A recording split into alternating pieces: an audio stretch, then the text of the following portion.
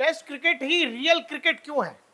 Test cricket को ultimate cricket क्यों कहते हैं? बढ़ती हुई टी20 क्रिकेट, ओडीआई क्रिकेट के बीच आज भी टेस्ट के दीवाने लोग क्यों हैं? अल्टीमेट क्रिकेट कहा जाने वाला टेस्ट, जब आप लॉर्ड्स का आखिरी ओवर भारत इंग्लैंड के बीच खेले जा रहे तीसरा टेस्ट मैच जो तेंदुलकर एंडरसन सीरीज का है, जब उसका आखिरी ओवर देखेंगे तीसरे दिन का, जो बुमराह करते हैं और बैट्समैन रहते हैं जैक क्रॉली, और उस लास्ट ओवर में जो कुछ होता है वो अल्टीमेट सिनेमा से कम नहीं। ये तस्वीरें जो आपको दिखाई दे रही हैं कि ऐसा लग रहा है कि 11 के 11 भारतीय खिलाड़ी इंग्लैंड के बल्लेबाजों के साथ जाने क्या कर दें। इस तरह की गहमा गहमी, इस तरह का माहौल एकदम गर्म हो गया था लॉर्ड्स में और पब्लिक ताली पीट रही थी। पहली इनिंग में इंग्लैंड की टीम ने 387 रन बनाए, भारतीय टीम ने उस स्कोर की बराबरी कर ली। उसके बाद जब भारतीय टीम ऑल आउट आई, जब तक इंग्लैंड की टीम अपनी दूसरी इनिंग के लिए आती तब तक समय केवल एक ही ओवर का रह गया था।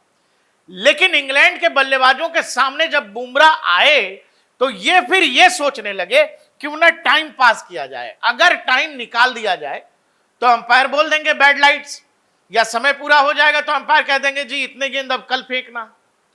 यह सारा ड्रामा आखिरी ओवर में हो रहा था और इस सब के बीच जो कुछ कप्तान शुभमन गिल, भारतीय क्रिकेट टीम ने जिस तरह का लड़ाकू एटीट्यूड दिखाया इंग्लैंड को, इंग्लैंड की धरती पर, वो काबिले तारीफ था।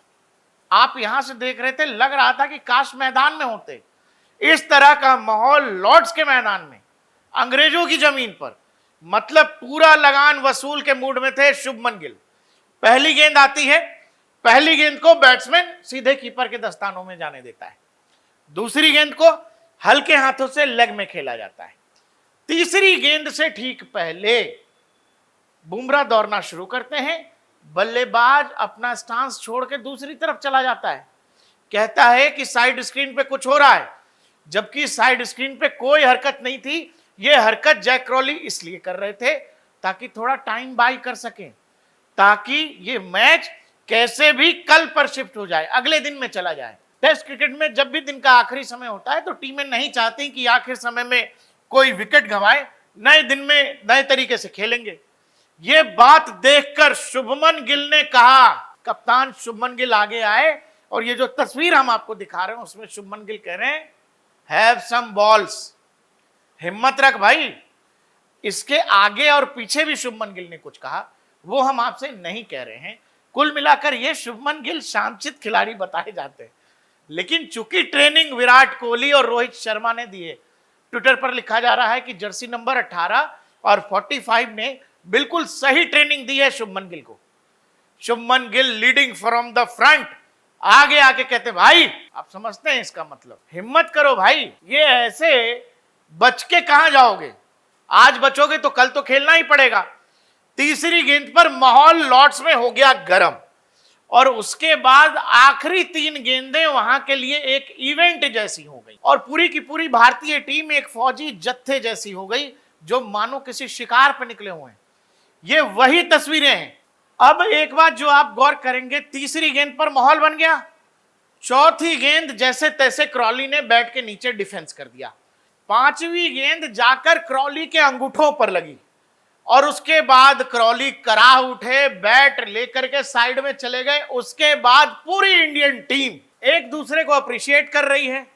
क्रॉली से जाकर खुद शुभमन गिल बात कर रहे हैं कि भाई अंगूठा बचा कि गया, खेल लेगा ना आज। खुद सामने तक चले जाते हैं कि ये सब ड्रामा क्यों कर रहा भाई। आपको यहां डीएसपी सिराज भी दिख रहे हैं। कहने का मतलब पूरी की पूरी टीम इंडिया एकदम एक्टिवेट हो गई।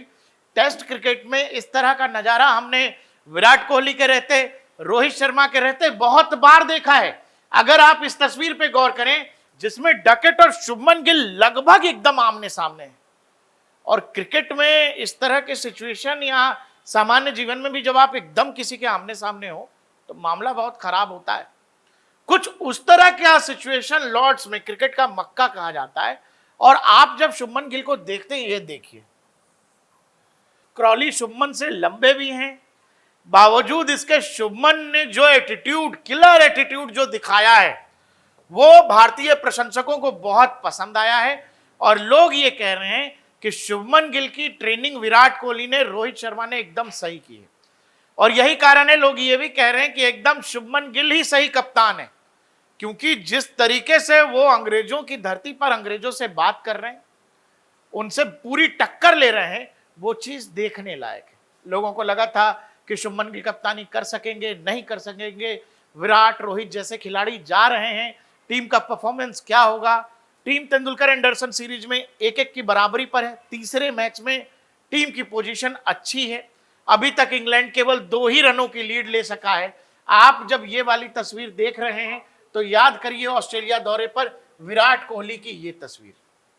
टीम दुनिया की चाहे कोई भी हो, विराट टक्कर ऐसे ही लेते थे। वो किसी बात से नहीं घबराते थे, वो चाहे स्लेजिंग हो। अगर ऑस्ट्रेलियाई खुद को स्लेजिंग में माहिर समझते हैं तो भारत ने विराट कोहली के नेतृत्व में उनको बताया था कि स्लेजिंग का असल तरीका क्या है। उसी स्कूल के विद्यार्थी हैं शुभमन गिल।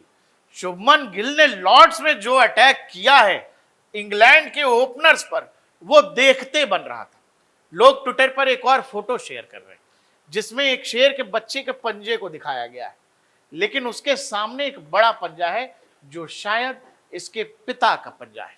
कहने का मतलब यह है कि शुभमन गिल क्या विराट कोहली और रोहित शर्मा की कप्तानी का जो वो जूता है, जो कहते हैं शू ऑफ लेगेसी, उसमें फिट बैठेंगे या नहीं।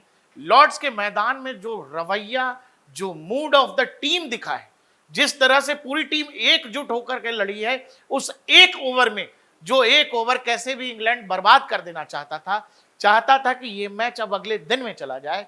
जिस तरह से पूरी टीम इकट्ठा होकर के एक दूसरे को बैक कर रही थी, जिस तरह से शुभमन गिल खुद आगे से इनिशिएट करके कह रहे थे, वो सब कुछ विराट कोहली और रोहित शर्मा की याद दिलाता है।